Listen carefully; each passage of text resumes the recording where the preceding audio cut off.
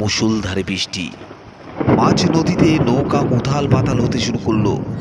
কালু বলল, ভয় পাস না রবি, লাস্ট আরেকবার জাল মারব, তারপর এখনই নৌকা ঘাটে নিয়ে যাব। রবি বলল, না রে কালু, আর জাল মারতে হবে না, এবার চল, ঘাটের দিকে চল, এরপর বৃষ্টি আরো বাড়বে, তার সাথে নদীর স্রোত কিন্তু অনেক বেড়ে যাবে, তাই বলছি তার আগে ঘাটে চল, নে নে নে নৌকা ঘোড়া। আর তখন কালু মাছ ধরার নেশায় মগ্ন। কালুর তখন মনে হচ্ছে যেন নদীর সব মাছ ও আজই ধরে নেবে। এদিকে বৃষ্টি আর নদীর স্রোত বেড়েই চলেছে। কালু রবির কোনো কথা না শুনে আবার জাল মারল নদীতে, কিন্তু এবার জালে আর মাছ পড়ল না। মাছের বদলে জালে উঠে আসলো একটা মেয়ের ক্ষতবিক্ষত মুন্ডু। ওয়েলকাম ব্যাক, তোমাদের সকলকে শুভেচ্ছা জানিয়ে শুরু করছি নিশিরাতে আজকের গল্প, তাল দিঘির পোড়া বাড়ি। তো চলো শুরু করা যাক আজকের গল্প, তাল দিঘির পোড়া বাড়ি। উফ, কি গরম। রবি মদনের চায়ের দোকানে। আরে মদন দা, একটা ভালো করে চা বানাও দেখি। শোনো, চিনিটা একটু কম দিও, তুমি চায় এখন বড্ড চিনি দাও। আর মদন দা, কালু আসার কথা ছিল, আসেনি? পেছন দিক থেকে কালু হাতে একটা জাল নিয়ে হাজির। আরে মদন দা, আমাকেও একটা চা দিও। তা রবি, কেমন আছিস বল? আর এই গরমে কেমন থাকবো, ঘামে সারা শরীর প্যাচ প্যাচ করছে। তা বল, কি দরকার, আমাকে এখানে এখন ডেকে পাঠালি কেন?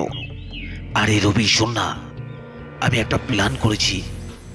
আজ সন্ধ্যাবেলা আমি আর তুই তাল দিঘির পোড়াবাড়ির নদীতে মাছ ধরতে যাব। এই দেখ, এই দেখ, এই দেখ, জালও নিয়ে এসেছি। না না, আমি নেই, তুই যা। আরে তুই কি পাগল নাকি? তাল দিঘির ওই পোড়াবাড়িতে কি আছে জানিস? আরে রবি, তুইও না, তুই এইসব ভূত পেতে বিশ্বাস করিস? না না কালু, আমি যাব না, তুই যা, না হলে অন্য কাউকে নিয়ে যা, আমাকে রাখিস না। আর আমি আগে যদি জানতাম তুই তাল দিঘির পোড়াবাড়ির নদীতে মাছ ধরতে যাওয়ার জন্য আমাকে মদনদার চায়ের দোকানে ডেকে পাঠিয়েছিস, তাহলে আমি কখনোই আসতাম না। আরে রবি, আগে আমার কথাটা তো শোন। আমার কিছু শোনা নেই, আমি যাচ্ছি না, তুই যা। এই কথা বলে রবি বাড়ির দিকে হাঁটা দিল। পেছন দিক থেকে কালু চিল্লে বলল, ঠিক আছে ঠিক আছে, যা যা, দরকার নেই তোকে আমার, তোর যেতে হবে না, আমি একাই যাব। তোর মতো এত ভীতু আমাদের গ্রুপে আর কেউ নেই, যা যা যা, ভূতে ভয় পায়। কালু কিছুটা গিয়ে আবার পেছন ফিরে দাঁড়ালো। কি বললি, আমি ভূতে ভয় পাই? শোন শোন, এইসব ভূত পেতে আমি ভয় পাই না। তা ভয় যখন পাস না, তাহলে যাচ্ছিস না কেন? চল আমার সাথে, দেখবো তোর কত সাহস। এই কথা বলে কালু দৌড়ে এগিয়ে গেল রবির সামনে। রবির কাঁধে হাত রেখে বলল, আরে ভাই রবি, চল না, ভীষণ মজা হবে, সারা রাত ধরে দুজনে মাছ ধরবো। শুনেছি তালদিঘির পোড়াবাড়িতে নাকি অনেক মাছ আছে। আর শোন না, তুই যদি যাস, তোকে আজ নদীর মাঝখানে বিলেতি মদ খাওয়াবো, যেটা আগে তুই কোনোদিনও খাসনি। খাস তো বাংলা, আজ তোকে বিদেশি খাওয়াবো, বিদেশি। ঠিক আছে ঠিক আছে, মা কালীর দিব্যি খাওয়াবি? আরে মা কালীর দিব্যি বলছি, খাওয়াবো। ঠিক আছে চল তাহলে, আমি রাজি। তাহলে রবি, তুই কিন্তু ঠিক সন্ধ্যে 6টার সময় মদনদার চায়ের দোকানে চলে আসিস। আমি আপাতত জালটা মদনদার চায়ের দোকানে রেখেই যাচ্ছি। এই কথা বলে কালু আর রবি দুজনে দুজনের বাড়ি চলে গেল। ঠিক পরের দিন সন্ধ্যে 6টার আগেই কালু আর রবি দুজনেই এসে হাজির মদনদার চায়ের দোকানে। কিরে কালু, যা কথা ছিল সেটা এনেছিস তো? এনেছি মানে, এই দেখ, পুরো বিলেতি। আর শোন, কটা চিপসের প্যাকেট আর 2 প্যাকেট সিগারেট নিয়ে নিস, দারুণ মজা হবে বুঝলি। আজ নদীতে বিলেতি মদ আর মাছ ধরা, কেমন যেন একটা সাইবি সাইবি ব্যাপার বুঝলি। নে চল চল, আর দেরি করিস না। তা মদন দা, আসলাম গো। হ্যাঁ খোকারা, তোমরা সাবধানে যেও। তারপর কালু আর রবি কাঁধে জাল নিয়ে চলল তালদিঘির পোড়াবাড়ির নদীতে মাছ ধরতে।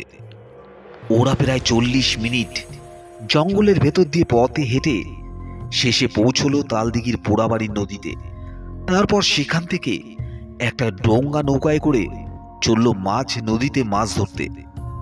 শান্ত নদী, ফুরফুরে হাওয়া বইছে। রবি কালুকে বলল, আরে কালু, এবার সুরাটা বের কর আর সিগারেটটা দে। রবি মাঝ নদীতে সিগারেট জ্বালিয়ে নদীর অপরূপ সৌন্দর্য উপভোগ করছে। নদীর চারিদিকে যেন আমাবস্যার ঘুটঘুটে অন্ধকার ঢলে পড়েছে, আর দূর থেকে চারদিকে যেন আলোর প্রদীপের মতো জ্বলছে। খুব সুন্দর লাগছে সেই দৃশ্য। তা ওরা নৌকায় বসে মদ খেয়ে এবার জাল উঠিয়ে কালু ছুড়ল নদীতে। প্রথম দানেই ওরা বাজিমাত করলো। প্রথম দানেই একসঙ্গে অনেকগুলো মাছ পেল ওরা। এবার রবি বলল, বেশ মজাই লাগছে কালু, ভাগ্যিস তুই জোর করেছিলি, তাই তো আমি আসলাম। আর যদি না আসতাম এত সুন্দর মুহূর্ত উপভোগ করতে পারতাম না। ঠিক তার কিছুক্ষণ পরেই হঠাৎ মেঘের গর্জন, বিদ্যুৎ চমকাচ্ছে, আর তার সাথে মুষলধারে বৃষ্টি। মাঝ নদীতে নৌকা উথাল পাতাল হতে শুরু করলো। কালু বলল, ভয় পাস না রবি, লাস্ট আরেকবার জাল মারবো, তারপর এখনই নৌকা ঘাটে নিয়ে যাব। রবি বলল, না রে কালু, আর জাল মারতে হবে না, এবার চল ঘাটের দিকে চল, এরপর বৃষ্টি আরো বাড়বে, তার সাথে নদীর স্রোত কিন্তু অনেক বেড়ে যাবে, তাই বলছি তার আগে ঘাটে চল, নে নে নে নৌকা ঘোরা। আর তখন কালু মাছ ধরার নেশায় মগ্ন। কালুর তখন মনে হচ্ছে যেন নদীর সব মাছ ও আজই ধরে নেবে। এদিকে বৃষ্টি আর নদীর স্রোত বেড়েই চলেছে। কালু রবির কোনো কথা না শুনে আবার জাল মারল নদীতে, কিন্তু এবার জালে আর মাছ পড়ল না। মাছের বদলে জালে উঠে আসলো একটা মেয়ের ক্ষতবিক্ষত মুন্ডু। রবি আর কালু চমকে উঠল। এবার কালু আর রবি কি করবে ওরা কেউ বুঝতে পারছে না। আর তখনই চারদিক থেকে একটা বিকট কান্নার শব্দ।